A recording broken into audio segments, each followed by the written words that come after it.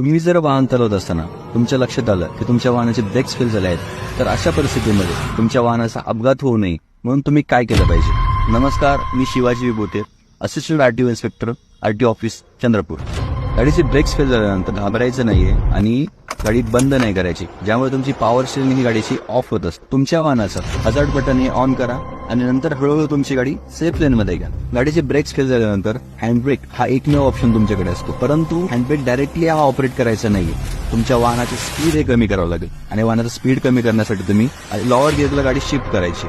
म्हणजेच तुम्ही चौथ्या गिअरवरती असाल तर तिसऱ्या गिअरवरती या, नंतर दुसऱ्या गिअरवरती या आणि मग शेवटी पहिल्या गिअरवरती या. वाहनाचा स्पीड कमी झाल्यानंतर तुम्हाला हँडब्रेक ऑपरेट करायचा आहे, परंतु तो सुद्धा तुम्हाला डायरेक्टली ऑपरेट करायचा नाही, ज्यामुळे तुमचा वाहन ही टॉपन होण्याची शक्यता असते. ऑपरेट करताना हा अप डाऊन असं करायचं आहे, म्हणजे गाडी तुमची हळूहळू एका जागेवरती थांबून जाईल.